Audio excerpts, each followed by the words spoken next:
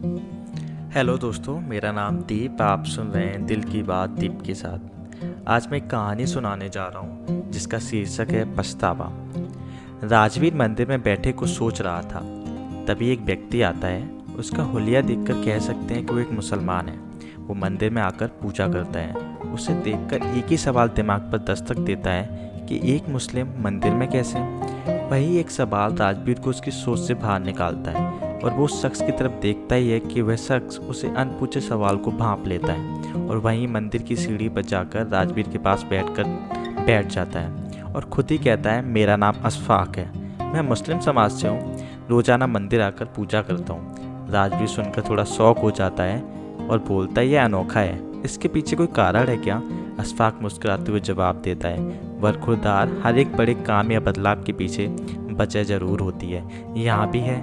हमारी बीबी हिंदू थी, उन्होंने हमारे धर्म को दिल से अपनाया। यही एक उम्मीद उनकी आंखों में हमारे लिए भी थी, पर हम जानकर भी अनजान बने रहे, क्योंकि ये हमारी शान के खिलाफ जो था। वो जीवन भर हमारे खातिर अपने भगवान से दूर रहीं और एक दिन वो हमसे दूर अपने भगवान के पास ही चली गईं। उन्होंने हमें एक खत लिखा था जो उनके इंतकाल के बाद हमें मिला। उसमें लिखा था, उन्हें अपने ईश्वर से बहुत प्रेम था। वो हमसे छिपकर यहाँ इस मंदिर में आ जाया करती थी। हमें बुरा न लगे इसलिए कभी बोल नहीं पाई, पर धोखा भी देना नहीं चाहती थी, इसलिए खत लिख दिया।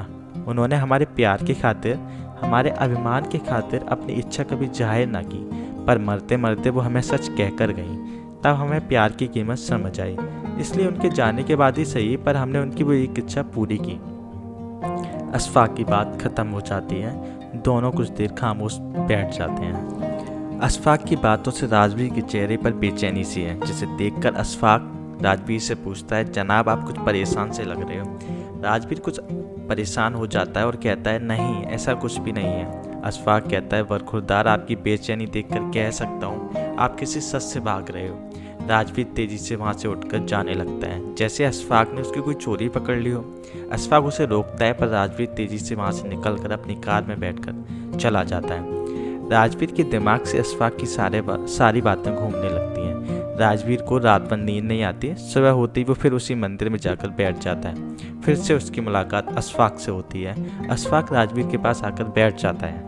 अशफाक समझ रहा है कि राजवीर उससे कुछ कहना चाहता है, पर अशफाक चाहता है कि राजवीर खुद अपने अभिमान को तोड़कर सच को उसके सामने रखे, जिससे वो भाग रहा है। पर वही राजवीर चाहता है कि अशफाक उससे आगे से सवाल करे, पर राजवीर कुछ नहीं बोल पाता। 2-3 दिनों तक यही चलता रहता है। आखिरकार एक दिन राजवीर अपनी खामोशी को तोड़कर बोलता है, असल में मेरी नौकरी में थोड़ी दिक्कत चल रही है, बस इसलिए परेशान हूँ। अशफाक जोर जोर से हंसने लगता है, बरखुरदार, इतने दिनों बाद आपने अपनी खामोशी तोड़ी, वो भी झूठ बोलने के लिए? मियाँ, हमारे बाल धूप में सफ़ेद नहीं हुए हैं, आपका चेहरा साफ कह रहा है आप खुद से खफा हैं। खुद की गलती मानने की हिम्मत नहीं है आप में। आप इस पुरुष प्रधान समाज के वही पुरुष हैं जो अपने मन रूपी अकड़ में इतने जकड़ गए हैं कि सच को स्वीकार नहीं कर पाते। अशफाक राजवीर को उसके ही असली रूप से पहचान करवाता है। राजवीर के दिल पर एक बोझ है जिसे वो खुद ही से भी खुलकर नहीं कह पाता है। आज वो अपने जीवन के उस एक पहलू को अशफाक के सामने रखता है और कहता है, मैं एक मॉडर्न लड़की से शादी करना चाहता था, पर मेरे माता पिता ने मेरी शादी गांव की लड़की से से करवा दी। मैंने उससे ठीक से बात तक नहीं करता था। वो मेरे परिवार के साथ ऐसे घुल मिल गई थी जैसे परसों से उनके साथ रह रही हो। मुझे ये भी पसंद नहीं आ रहा था, फिर भी वो मेरी हर ज़रूरत को बिना कहे पूरा कर देती थी। मैं तरक्की पे तरक्की कर रहा था। मुझे अपने आप पर बहुत अभिमान था। एक दिन नशे में धुत घर आकर मैंने शिका के साथ बदसलूकी की। मैंने कहा, तुम मेरी ज़िंदगी की सबसे बड़ी गलती हो। शर्म आती है मुझे जब तुम्हें पत्नी कहना पड़ता है। मैं बोलता ही गया। शिका के लिए ये सब नया नहीं था, पर मेरे माता पिता के लिए ये कड़वे घूंट के समान था। बिना मुझसे बात किए वो शिका को अपने साथ ले गए। मैंने ऐसे बिहेव किया जैसे मुझे काली पानी की सज़ा से मुक्ति मिल गई हो। जाते वक्त शिका ने मेरी मेज़ पर एक डायरी रखी थी जिसमें मेरी सारी ज़रूरत की लिस्ट थी। ये देखकर मुझे गुस्सा आ गया। क्या समझती है खुद को? मैं क्या उस पर डिपेंड करता हूँ? फिर मैंने सोचा, मैं क्यों चिढ़ रहा हूँ? वो तो एक गवार लड़की थी, मैं आज़ाद हूँ अब। ऐसा सोचकर मैं ऑफिस चला गया। ऑफिस में लंच ब्रेक में जैसे ही मैंने टिफ़िन खोला, मैंने उस महक को मिस किया जो रोज़ाना मेरे थके चेहरे पर मुस्कान बिखेर देती थी। एक पल के लिए मुझे एक अजीब सी कमी महसूस हुई, पर उस वक्त मुझे अपनी आज़ादी का गुमान ज़्यादा था। समय गुजर रहा था। मैं अपनी हर एक ज़रूरत के लिए डायरी पर डिपेंड करता था। कमी का कुछ एहसास तो था, पर मेरा ईगो मेरे सामने आ जाता था और फिर मैं अपनी अकड़ में जीने लगता। मैं परेशान जब हो गया जब मेरी वर्किंग परफॉर्मेंस बिगड़ने लगा। हमेशा अपनी प्रोग्रेस के लिए खुद को सारा क्रेडिट देता था। मैं ये मानने को तैयार ही नहीं था कि मेरी प्रोग्रेस में शिखा का भी पूरा हाथ था।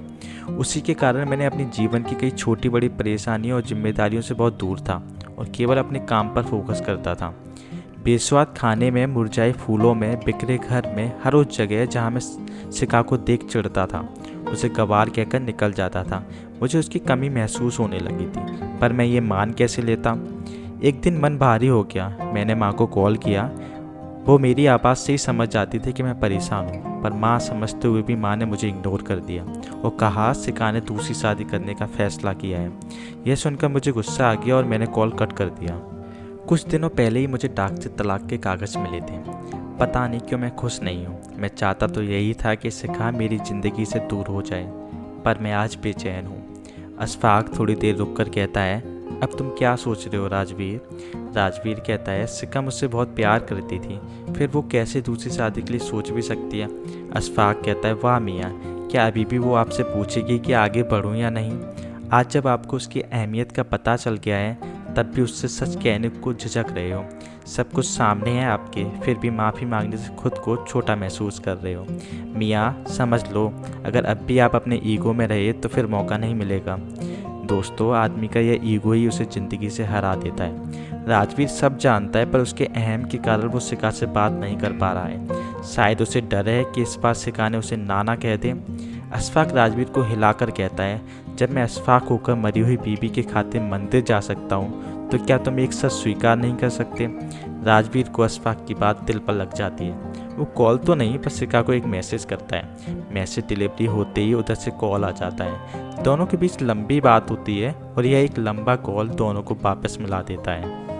दोस्तों, एक टेक्स्ट के बाद शिखा एक पल नहीं रुकती और कॉल कर देती है। यह एक औरत का दिल है। वो जिससे प्यार करती है उसे कभी नहीं झुकाती, और वही एक आदमी हर उस औरत को झुकाता है जो उससे प्यार करती है। तो मोरल ऑफ द स्टोरी ये है कि वक्त किसी का बंधक नहीं है। वक्त रहते काम हो जाए तो वह अमूल्य है, वरना पछताने के अलावा कुछ नहीं रह जाता। जीवन में जो भी मिले उसे स्वीकार करने की कोशिश करें।